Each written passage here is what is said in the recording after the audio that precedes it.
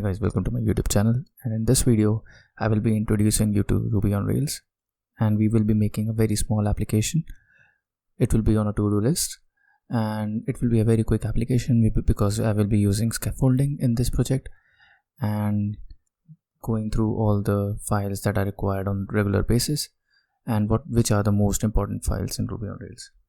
So you will get a basic intro that which files are used for which purposes, so that you don't get confused with so many files being auto-generated. So here I will be creating a new application, so this will be called as to-do application. So I will use Rails new to-do -d. So -d is basically used to specifying a database. Over here I will be using MySQL, so I will be defining MySQL. So it is going to auto-generate it. It is going to take some time. So now you can see that all the files have been generated and it says successfully installed. So right now we can see our project structure. I'm using Sublime Text. You can use Sublime Text as well. Just a second. I will go to this particular folder which I generated and open it again. So now you can see that it generated these many files. So I will be going through not each and every file, but what are the basic files, so that you get an idea which files do you need mostly. So this is gem file. This gem file is very important because this gem file lists all the gems, just like Rails. Rails is also a gem. So you have Rails version 6.0.3. You have MySQL 2 version. So MySQL 2 is an adapter for MySQL, so its version is 0.4.4. It got listed over here because we defined it at the time of creation. Puma is our application server, so its version is 4.1. Similarly, Sass Rails, Webpacker, TurboLinks, JBuilder, Bootsnap, all these gems are being generated. Note that this group development in test2, so we have added bybug. So basically it says call bybug anywhere in the code to stop execution and get a debugger console. I will tell you what it does. So gem bybug is installed in development and test environment and not in a production environment. You can define it group and you can list the number of gems that you need in a particular environment. So over here, let's see, it says that development and it has web console, listen, Spring Watcher, listen. Similarly for test, it has Capybara, Selenium, WebDrivers, like that. So after this, we can go to other file, which is database.yml. This is a very important file because the configuration which is written over here helps you to connect to the database. So over here we have defined MySQL 2 adapter. Encoding is UTF-8 MB4, username is root, and password is also root. So you can check your password and you have to put the same password and username over here. So my username is root and my password is also root. See, it got logged in and cool. So you can exit from here and you can go back to here. So for development environment, it says database to-do development. So to-do development database will be used for development environment, and for test, to-do test, and for production environment, the to-do production. So when you are going to ship it to production configurations will be used instead of test and development. Next file is going to be application.rb. So this is the main file. This loads the application at the time of running. So whenever you are going to run Rails, this file is loaded, and this file will also call every required file as well. And boot.rb is included in this. You can see that boot and require Rails. It requires all the Rails files. It will look at the runtime. And also So I will be telling you about the folder structure now. So over here we have app has assets has images. So if you have some static images, you can just put those images over here, then they can be linked, and if you don't want to make them public. Other thing is that style sheets you have to define your style sheets over here. So application.css, so this is the main application file, layout file, and you have to require those CSS files over here. So for example, if you have created a different CSS file for some page, then you have to require it over here. Or for example, if you have added a bootstrap, you will have to add the bootstrap files over here because they are not automatically added. And channels, so channels, basically this is responsible for action cable. We will discuss action cable in upcoming videos. We have controllers. So Ruby on Rails is basically works on MVC architecture. So MVC, you already know, model view controller. Controllers are over here, models are over here, and views are over here. So in controllers we have application controller. Application controller is inherited by action controller base, and whenever you are going to create a new controller, your controller will get inherited by application controller. All the requests which will come, you will have to create a separate controller for that, and you will have to write all those methods for every route that you are going to create in those controllers. Helpers are basically used to help making your code dry. So if one method is being shared by different controllers or different, you can say, modules as well, then you can just create a new helper and include that in your classes. Jobs, these are basically background jobs for scheduling a task or to put a task on a background job after hitting a controller request. Mailers are basically used for sending mails.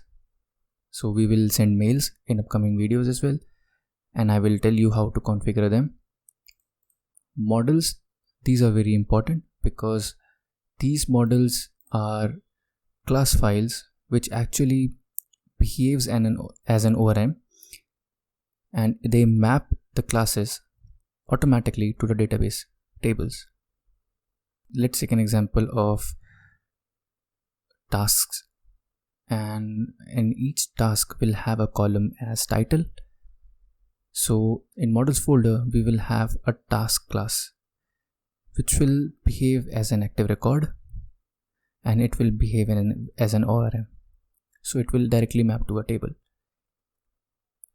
So views, we have layouts. So layouts are very important. By default we have application.html.erb. If your Rails app has different modules, for example, one is for customer facing and one is for some other for internal team, then you can create different layouts, and which will help you to modularize your code as well. So right now we will work with application.html.erb, and because we will be making a tasks only application, so we don't need different layouts for that. So configuration will contain all the configurations for different gems. So we have Puma, we have Spring, we have Webpacker, we have cable.yml. I will tell you about this in upcoming videos. We will be working on action cable as well for Webpack configuration, initializers, environments. So different types of environments will have different type of configuration. For development you have different type of configuration than production, so you can put your modifications in these folders. And DB is basically contains all the migrations related information, related files. So when I'm going to generate a scaffold, you will see it over here. So lib folder is basically help you to create different services, and you can use those particular services in controllers or models as well. So lib is for that if you want to create your own custom services. Log folder will have your log files. Public folder will contain public files. Test, it is a test folder just like every other framework, which will have different testing folders for different types of actions. For channels, let's say application cable or action cable, you can test it over here. You can test controllers from here. You will have to write different test controllers for different controllers. Fixtures, helpers, testing different helpers, mailers, models, everything. And is this done? There is nothing remaining, I guess. Okay, so now we are going to basically add a new scaffold. So scaffold is a auto generation tool in Rails, which basically helps you to create a very quick application, or you can say a very quick module. So right now in our requirement, we want to create a task page which will have all the information related to the input of task information, to do item. To create a scaffold, you actually have to run a command Rails generate scaffold, and you have to tell the name of a scaffold. You can use task, and in task we have title, and it will be a string. So basically what we are doing is we are telling that we want a task scaffold which will have title as a column, and string would be its data type. And if you want to add some more, you can just type it over here. It will be added. So scaffold will generate controller, model, views, test files, JS files, everything. Cool. So let's run it. You can see it generated a lot of files over here. Okay, so now you can see the first file over here is create task.rb, and it is added in db/migrate/timestamp and create task. If we are going to go through this particular file, then we can see what it is doing. So it is saying create table tasks to t string title and t.timestamps. So it is basically creating a new table called tasks, and for task table it is going to create a new variable or column as title, and its data type will be string. T.timestamps will generate created and updated that automatically. For primary key, it automatically generates ID column, which will have auto generation integers as values. So now we have model task.rb, we have test files, we have resource route resources tasks. So, and it added a route over here, so you can go in routes.rb, basically go here. You can see resources task.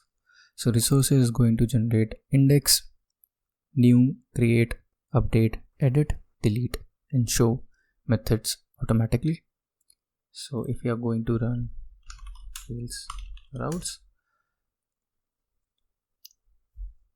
it will show you these URLs are generated, and these URLs are mapped to these particular methods of controller. So if you are going to go to task controller,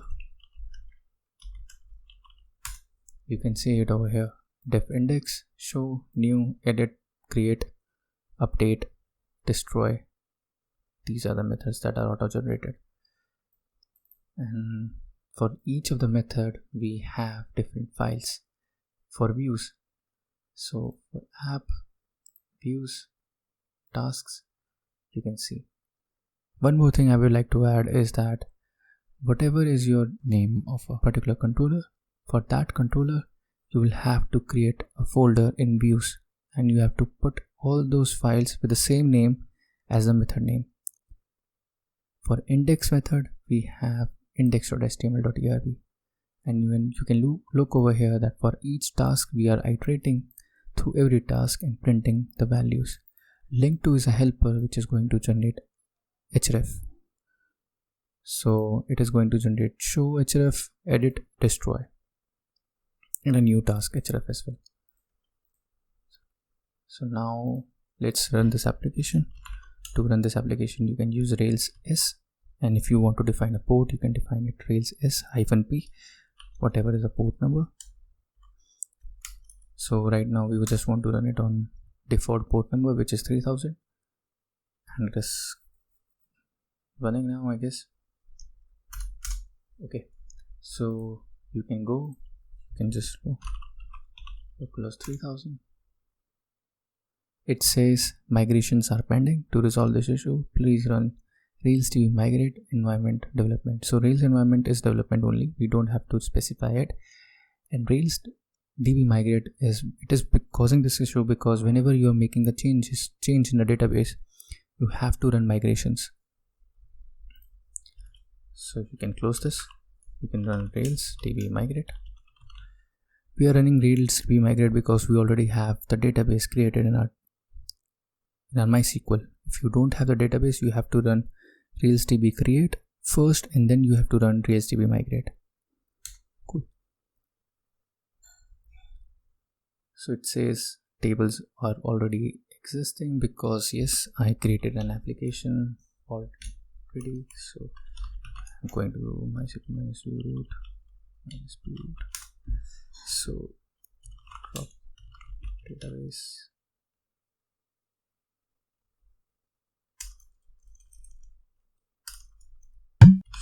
Databases,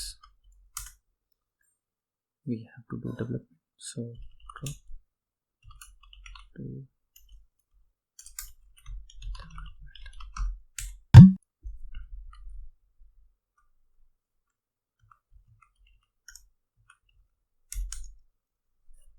We have successfully dropped our database. We have to drop our another database as well. Drop database to do test. Nice. Now we have to run Rails DB create. It will create a new fresh DB. Nice. Now we have to run Rails DB migrate. So basically what happens is this particular file has not been run, so it checks in DB folder, in migration folder. It checks particularly this timestamp. If timestamp is not existing in schema migrations, it will ask you to run migration. So you can go to MySQL -root. You can go to use to do development.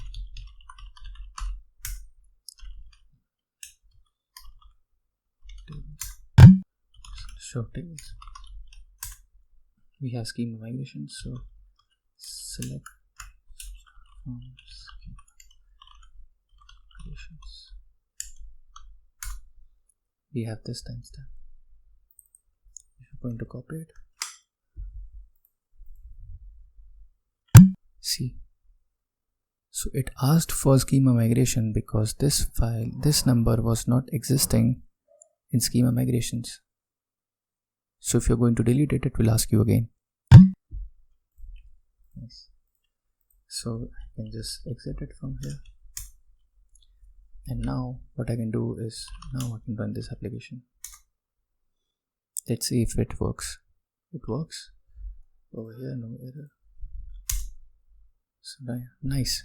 Yeah, you are on Rails, it is running. And if you want to go to the particular route, let's say tasks route, where we have a list of all the tasks, you can just go check the routes. We define the routes over here. It's a tasks, so you can go to tasks. It will give you. So it created a normal HTML with no fancy CSS added. If you want to add, you can add it later on. I will tell you the files. So that files that you can use, style sheets, it adds the task.scss. You can just add this CSS over here. Okay, so if you have this file, now if you want to create a new task, let's say first tasks, so create task. The task was successfully created. Create task, first task. Okay, now in task controller we have index task.all. Now we have added before action set task. So before action means that whenever these actions are being called, it will run this method before these tasks, and it will run only on show, edit, update and destroy, and not on index. Let's see what it does. Let's go to set task. It takes params id. So whenever you are passing any parameter from front end to back end, so a params is a variable from which you can access different values, and symbols are used to access those values. So over here we are asking for id, and it basically checks, finds from the database, and if it is not there, it will return an error. It will assign it to this particular instance variable. And params id, because id is used because if we are going to go this particular route, we have id mentioned over here. So these are by default. I will tell you later on how to change the names as well if we want to. So let's say if I want to show, or if I want to display this particular task, so I will hit this show method. Show method. For this show method we have this views show.html.erb, and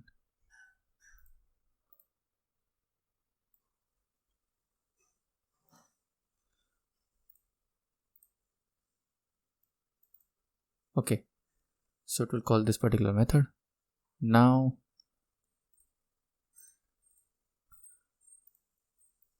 we have show, so we pass that particular id from front end. Now we found the task, we got the task, because it would mention that on show method you have to use set task function, and on views we went to this particular page, we had set tasks. From test set task we set the value of this instance variable, and now we are using is this basically task.title. It is going to give us the value of title. So we have this forms as well. So if you want to create a form, this is a partial, this underscore form, it basically creates a partial, and this partial can be rendered from anywhere else. So let's see, it basically doesn't duplicate the code, it is reusing it in edit and new. So if you can see this is a partial, and in edit.html.erb we are rendering form, which is this particular form, and we are passing this task value. In the task value we are passing this instance variable, and in this form we are using task. So this task is basically this task, which has the value of this instance variable. And in new we are also rendering the same form. So you can see we are using dry principle in Rails, and scaffold automatically did this dry for us. It didn't copy form for it in new, it created just one form, and it is being used for edit and index. So try to use these kinds of dry principles in your code, so that if you want to make some changes, you just have to do it in one place, and rest of the things will get figured out on their own. So these are the basics. In the next video we will be creating a different application with everything from scratch, and we will be writing these HTMLs, these controllers on our own, so that we have more clear picture what we are doing. If you want anything else. And if you just want to comment what you didn't like about this video and what you liked, just mention it in the comments. It will be very helpful for me and I will try to improve my videos as well. Thank you guys and take care.